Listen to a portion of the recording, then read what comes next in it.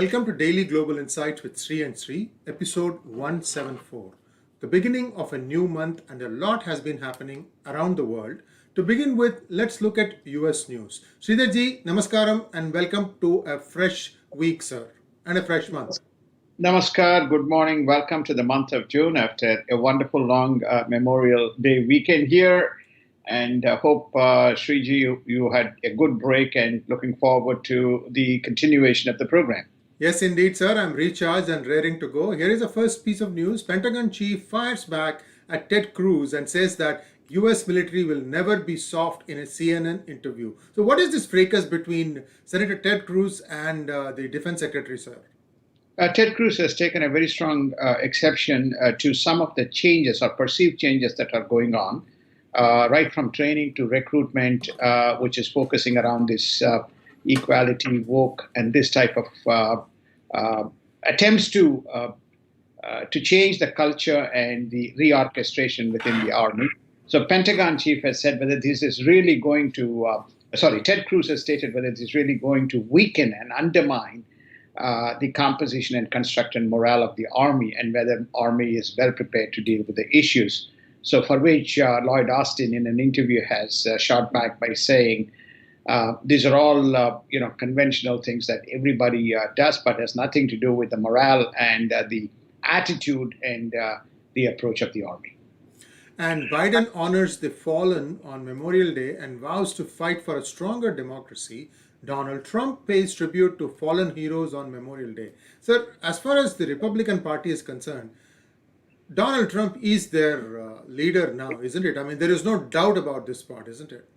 He has, though there's contestants, aspirants, if I have to say, to take charge, but Donald Trump has clearly been the marquee leader, and by and large, he enjoys a tremendous support from the vast constituents of the Republican Party. He's also been openly prophesying about the nominees for various posts that are falling, or various positions that are falling, that are coming up. And he's also supporting the nominations, be it governor or be it the new House representatives who are likely to contest the midterm election. So he's clearly emerged as the leader de facto.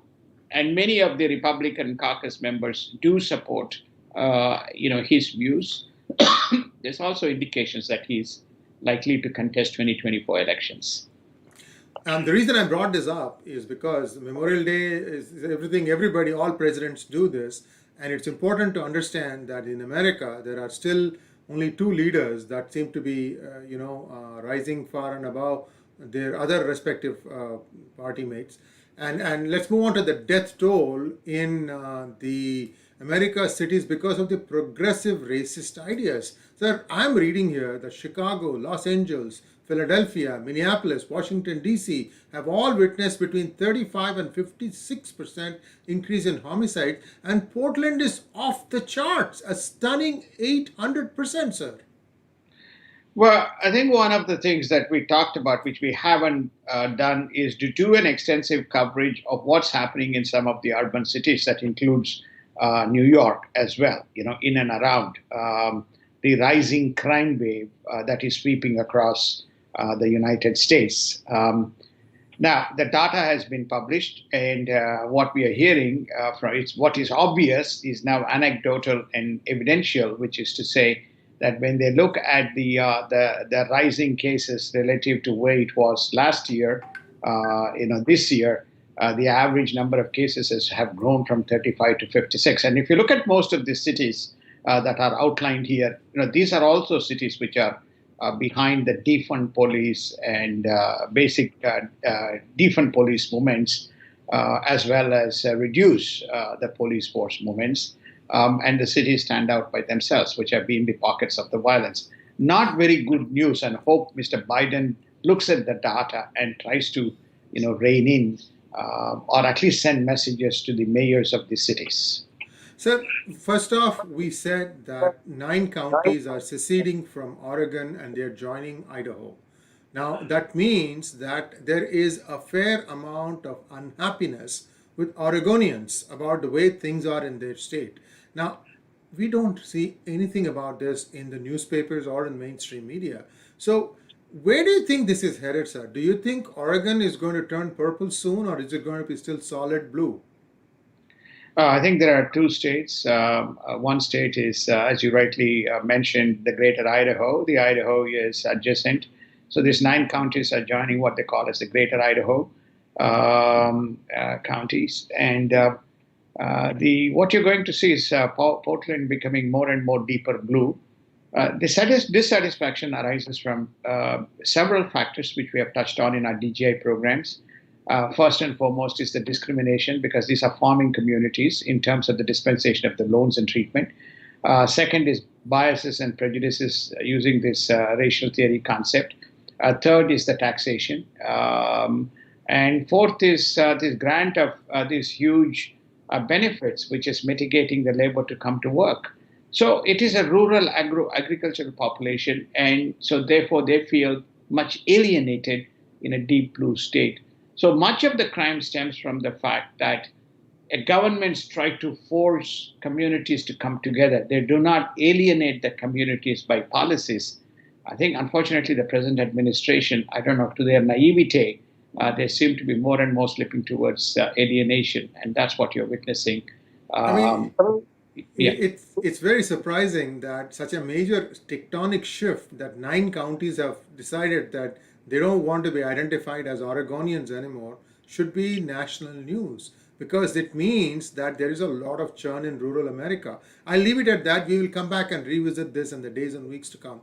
Senators Ted Cruz and Bill Hagerty of Tennessee flew to Israel to assess the damage caused by the recent bombings.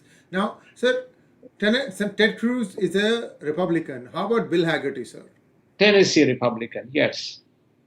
Both are Republicans. Yeah, please continue. It's very clear that you can see that the two Republicans flew to Israel, and they are, putting their hand of support, which historically United States has been sympathetic and supportive, given it's a small place which is subjected to.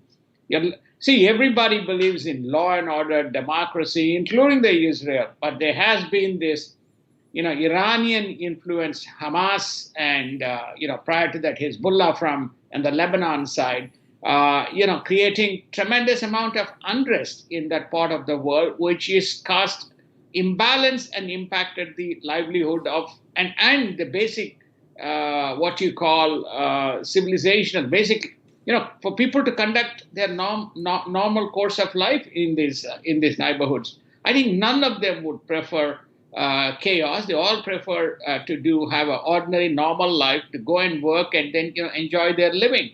But this instability has lasted for long, and these rockets keep coming.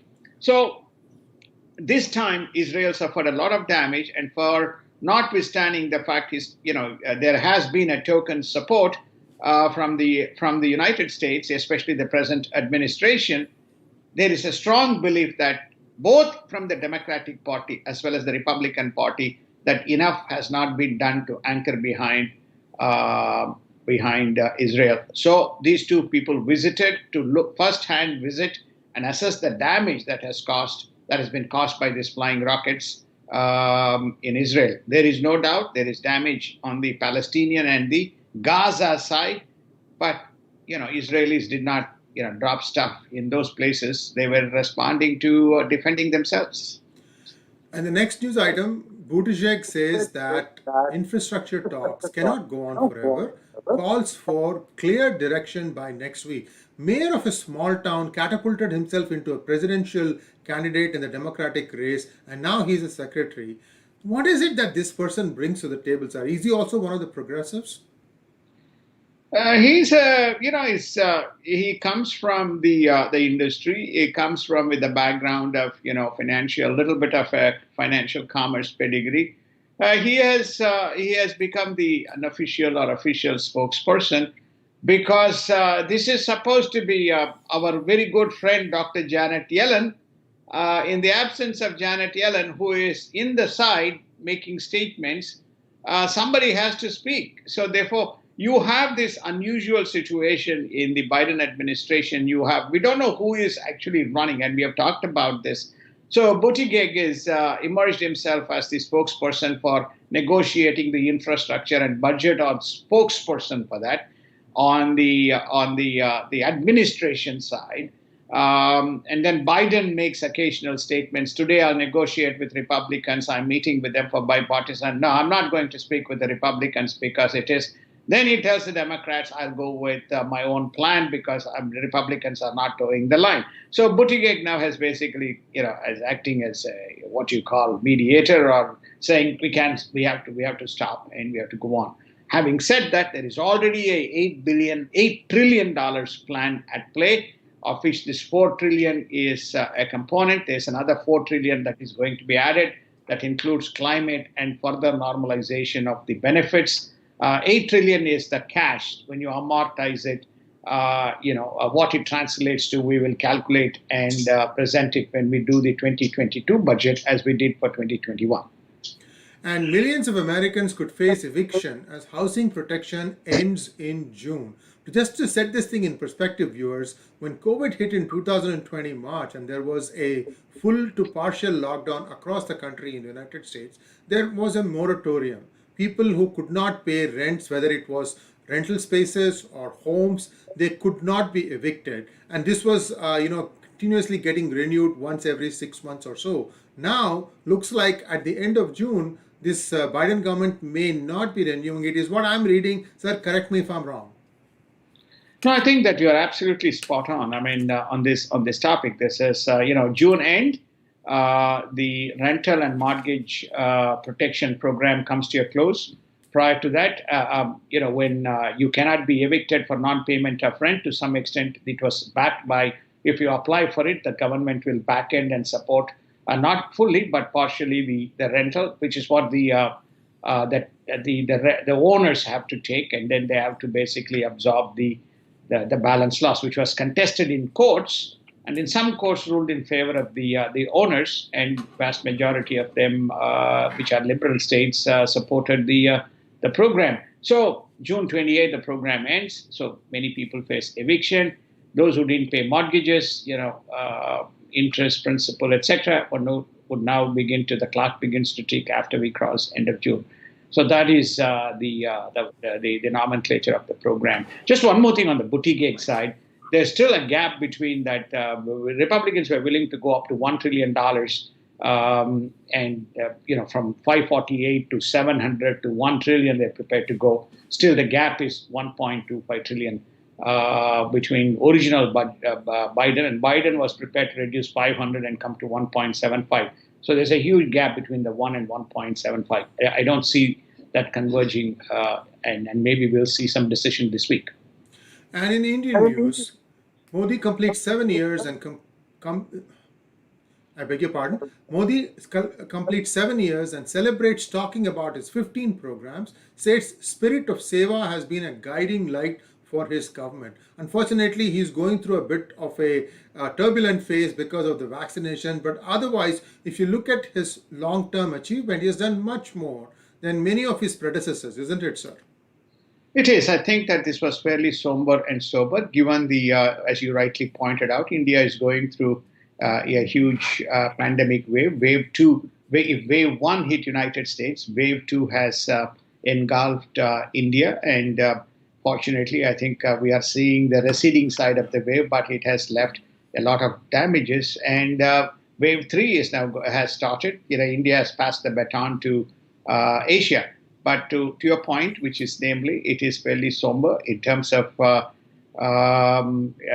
usually he speaks about what he has accomplished and, what they're planning to do in the next remaining part of his term, etc., etc.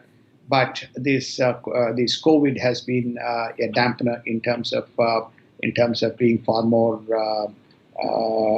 what you call assertive, rather than the current state of being more what you call subdued. India gets its 6th batch of Rafale fighter jets, making the total 24 out of 36 ordered. India also to deploy advanced Israeli drones to keep a closer watch across the line of actual control of the Chinese troop movement. So this time, at least it appears that India is able to more closely monitor the happenings across the line, isn't it, sir? It is. It is. See, I think this is where it's difficult to do checks and balances, very difficult to satisfy. India has got not one threat, but multiple threats. India has, now going through pandemic. India has got communist problems. India has got this ethnic diversity issues. India has got constant and persistent incursion attempts from both the up in the northern side of the border and the western side of the border. For the first time, India is demonstrating, which I'm not sure how many people can really appreciate, or probably they don't. I don't know. The story is that India is extremely equipped to take on a gigantic army called the Chinese army. China said it will do disengagement, but it did not do disengagement. And I got this confirmed, which is to say India has not conceded many positions or advantageous positions, are holding to their advantageous positions. Now you have France has stood behind India. So France has given, has what you call advanced some of its supply. So India today, out of 36, they have got 24 Rafale fighters, most of which is deployed facing the LAC. Then they have the drones from Israel. Plus, if you recall, they also have had the arrangement with United States called the BEX, which gives the communication access to the communication data, which helps India to look at the Chinese troop movements in those very rough terrains using satellite images.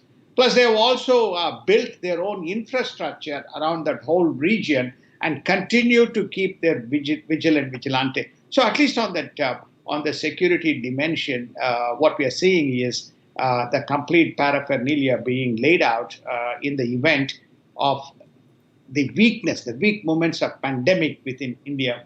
If China conducts another mischief, India is prepared to defend.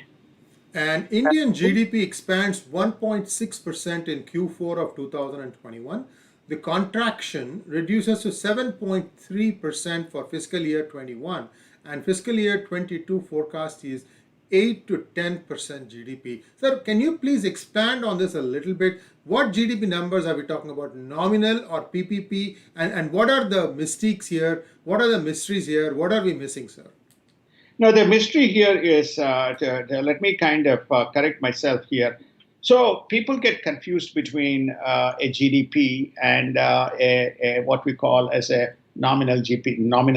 Nominal includes inflation, whereas GDP is, whenever you use the word GDP, it excludes inflation. So let me correct. The nominal GDP here is contraction is by 3%, and the GDP contraction is by 7.3%.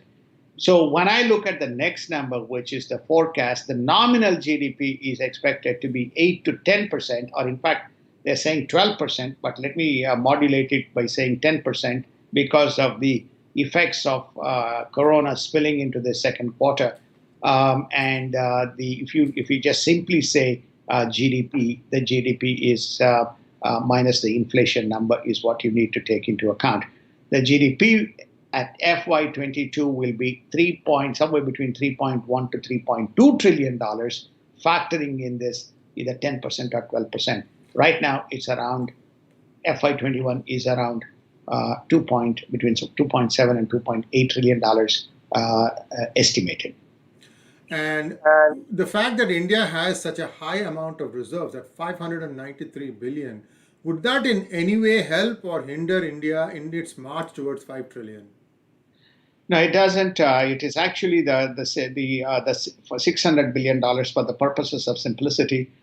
Is a contingent reserve which India can use.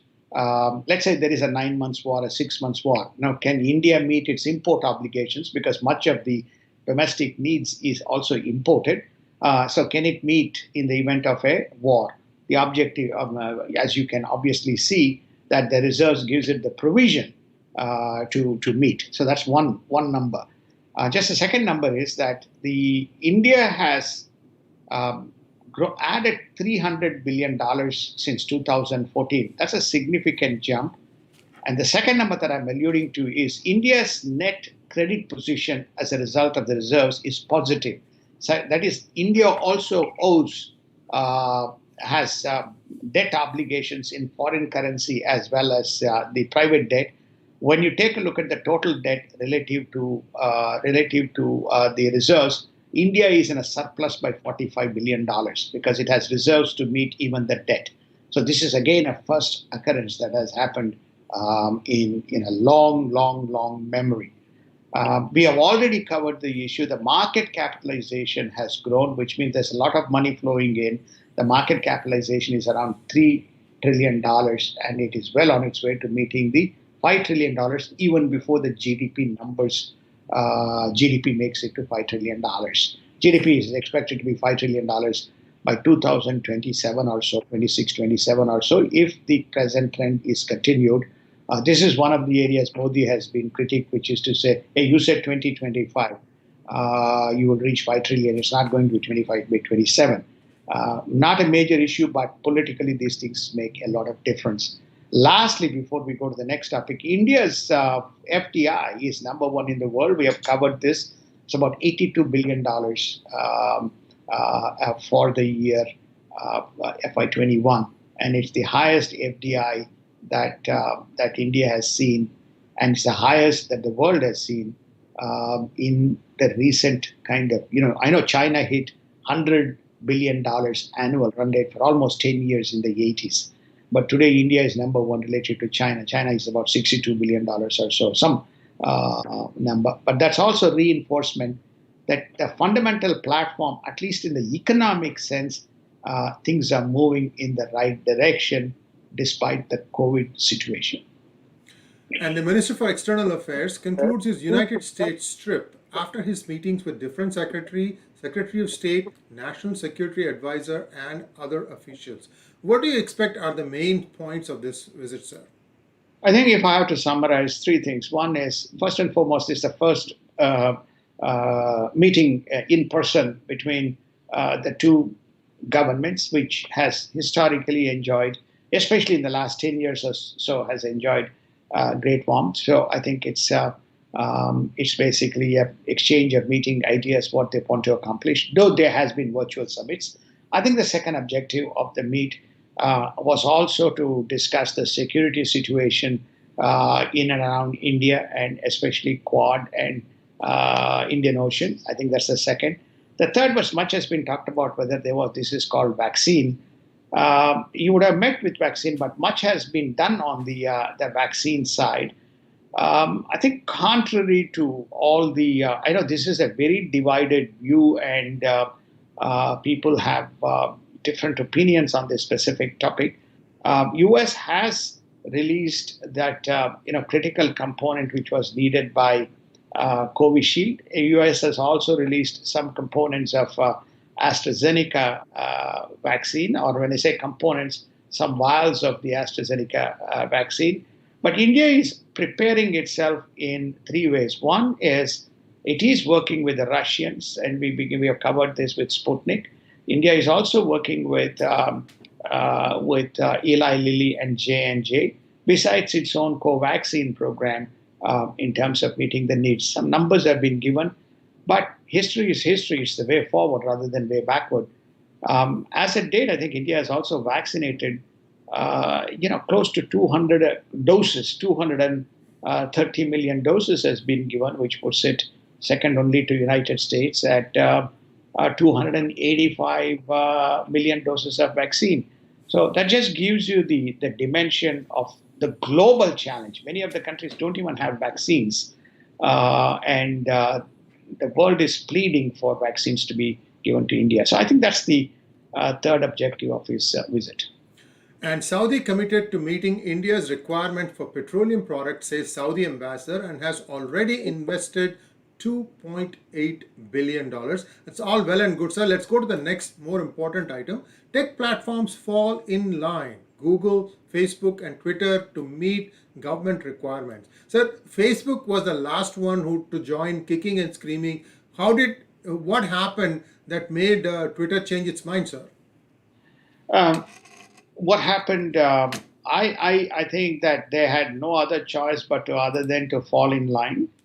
And they do not want to be the last, only one left out, especially after Facebook and Alphabet or Google. Google was the first one which said we'll comply with the rules. Then Facebook followed suit. Just to give you the numbers, Facebook, next time we'll put up a chart. Facebook has, between its three properties, it's got close to 1.12 billion people on a daily basis using Facebook assets. This includes WhatsApp, this includes Facebook, I think this also includes Instagram. 1.12 billion daily users, active users. Okay.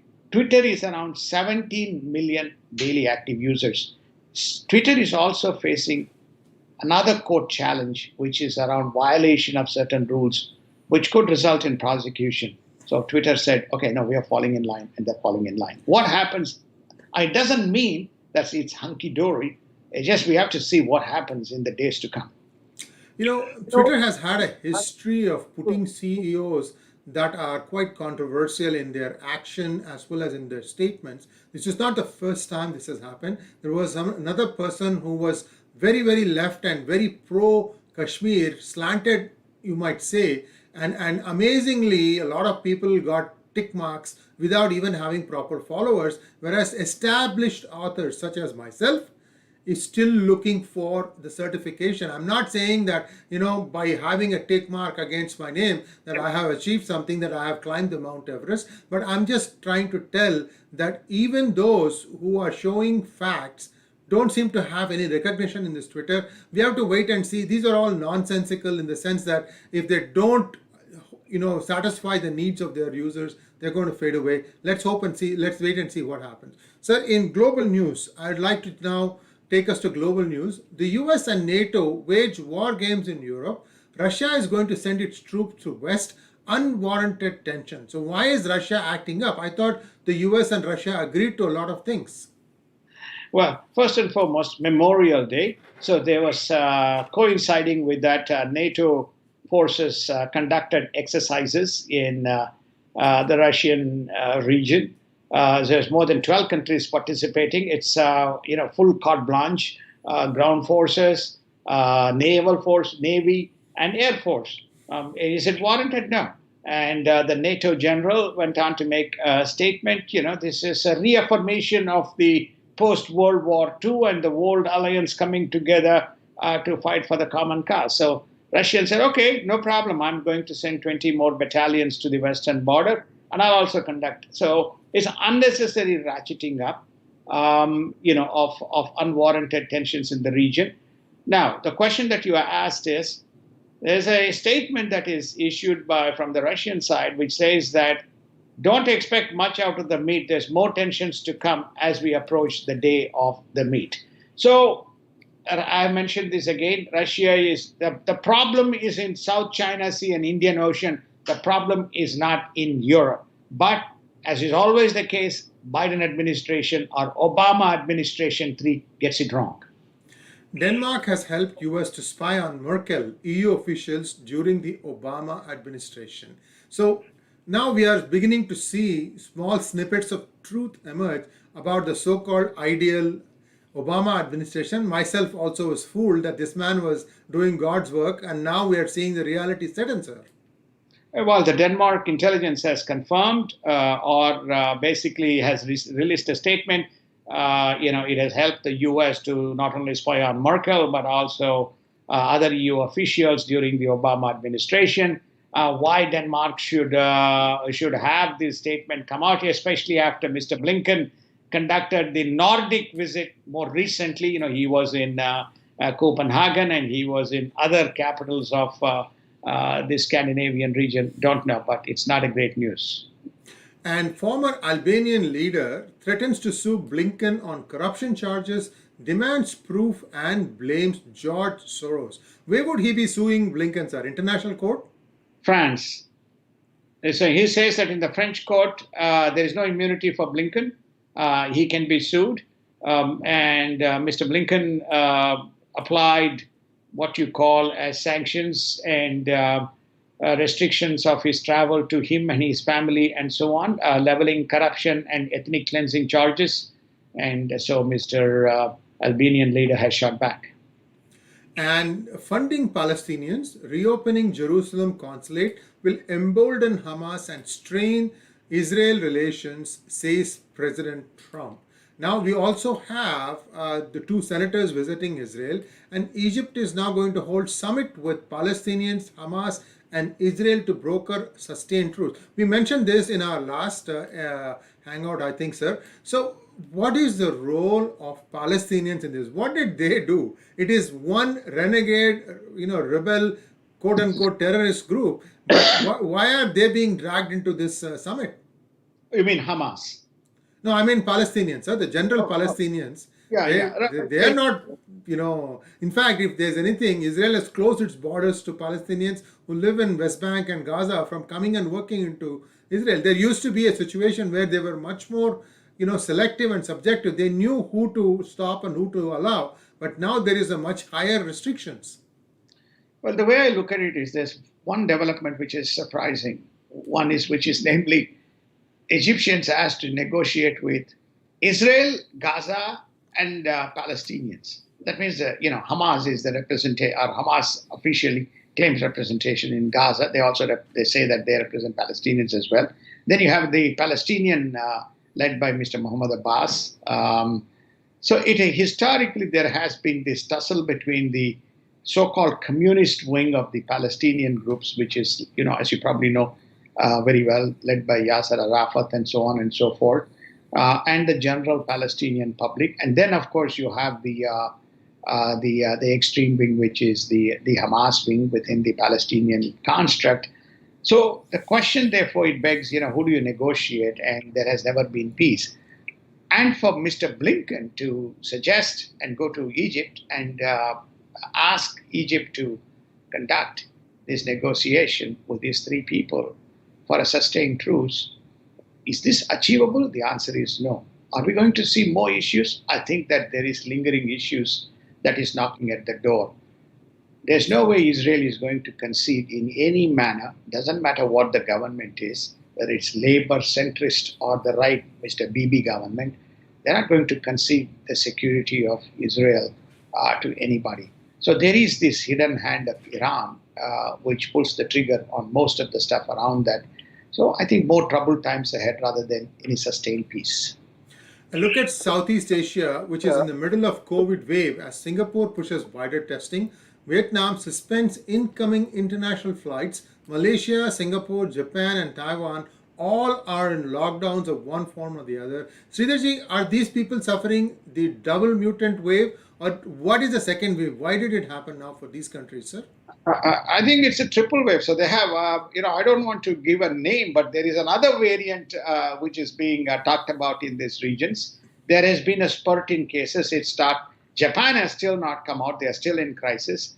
For those who speak about vaccines, Japan is still struggling to get access to the vaccines. Remember, until recently, Japan was the world's second largest economy. It cannot get vaccines. India is the sixth or the seventh. Now it's the sixth largest economy, while India has the second highest or the highest number of vaccines in the world. Okay, just gives you the context.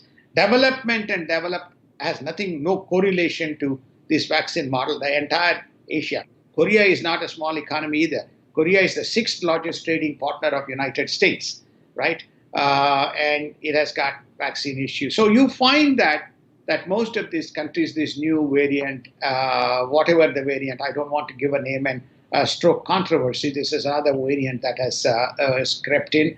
Vietnamese are a bit concerned that it is coming in from people traveling into the country, so they have shut off the airport. Singapore isolated an area because they detected 1,100 to 1,200 people having a very contagious virus, and so they have shut down as a precaution. They're not open till about June 15th or June 30th, so the shutdown is quite complete. Singapore is in a much better position relative to many nations. They have vaccinated close to 30-35% of the people, and they are well on their way up. So you have this contagion. However much one plans or doesn't plan, there is no predictability to this. And it takes various forms and various shapes, which is why there is such an intent roar in United States to say, release the data that you have, release where it came from, release information what you know so the world can deal with it. Well, this is why Fauci has been the focus of target in United States. WHO, which probably has access to information, has not revealed what it is. I think it's time, for the sake of this kind of global issue. No, not even a world war has impacted the universe the way this virus has impacted the world. But yet the truth has not come out on this. And a death toll exceeds 1 million in Chinese vaccine reliant Latin America, sir. So this is just numbers going up. I just wanted to share, with your permission, my experience over the weekend. I was in small towns in northern Bay Area, and I was moving about. Most times restaurants were open. You could sit inside. There was some amount of seating restrictions. Everybody had to wear masks when the waiters were about, but otherwise you have to have your mask down to eat. Anyway, the most important thing here was life appears to have come back to normal. I even went to a national monument yesterday, and again, there was a limited number of people, reservations available. If you got in, you could go in and do whatever you wanted. People were going about in without masks, except when they were facing other people, at which point people were, you can sight somebody coming in front of you, then you would mask up. And there is some sort of a discipline emerging. Hopefully this will stand. I'm curious to see how the numbers come up for United States post the Memorial Day weekend. Let's wait and see. Sir, your inputs, what were your impressions on the East Coast? The impressions on the East Coast is that we are open. People are in restaurants. People are applying caution. Quite a few of us who are fully vaccinated, we don't need to wear masks. But many people, for precaution, do wear masks. The restaurants are slowly beginning to open. There is activity outdoor. There is activity. So there is a positive buoyancy, at least in East Coast. When you look at the Republican controlled states such as Florida, they have been in business. They have managed. There's not even masks in Florida. I think some in Carolinas, partially masked, but Carolinas are open. There's another Republican-controlled state. Whereas in the Democratic, blue states like New Jersey, New York, and so on, slowly life is getting back to normal, as you pointed out. The numbers have held up. Many people are vaccinated. If you speak with people in what we call the tri-states, Connecticut, New Jersey, New York, and if you add the quad state, which is Philadelphia or Pennsylvania, the fourth state, so there's lots of people have been vaccinated. There's a fair amount of movement. There's general confidence that things are under control and we will prevail. And Australia and New Zealand tout Indo-Pacific ties and reject coercion. What is the context in this, sir? The context in this is that New Zealand has been saying they are in Five Eyes, they are out of Five Eyes, they're in Five Eyes. And at the same time, they've also been hosting sessions with the Chinese. So the question that's been asked is, hey, are you guys part of, is the Trans-Tasman Alliance part of the Indo-Pacific Accord or not? So New Zealand has basically said, the Australia-New Zealand will work in harmony to accomplish this goal. Australia, there is no doubt. Australia clearly has emerged under Scott Morrison, has emerged as one of the leaders of the pack as far as the Indo-Pacific Quad matters go on all facets from trade to security. So it's good. It augurs well if the fellow Kiwis join the kangaroos. And in markets, the economy is set to grow at the fastest pace in decades after an unprecedented stimulus. Biden is unveiling a $6 trillion infrastructure plan. So your thoughts before we wrap up today's program? There's one thing. I think this infrastructure plan is going to come in. It's going to look like infrastructure plus the climate plan is coming. That's looking at $8 trillion. We'll cover that separately. As I said before, markets roar while pandemic ravages. Dow is up 13% for the year. S&P is up 12% for the year. And NASDAQ is up 7% for the year. As we look at the markets opening in the next 40 minutes, the Dow is already up 200 points. So, lot of liquidity in the system. Nobody is complaining that they have no liquidity. A lot of people are complaining that there are no people we need more people. There's no people to come to work, and for which there is a plan by Mr. Mayorkas and Madam Escobar, and we'll discuss that tomorrow. Yes, indeed. And viewers, we are going to have Ask Abhijit in about 2 hours' time. Do not forget to tune in, where you can send in your questions and ask him about anything under the sun. Thank you, Sridharji, and we'll be back again tomorrow, same time, same place, same channels. Namaskar. Namaskar. Thank you. Have a wonderful day. Welcome back after the Memorial Day weekend to all my fellow Americans.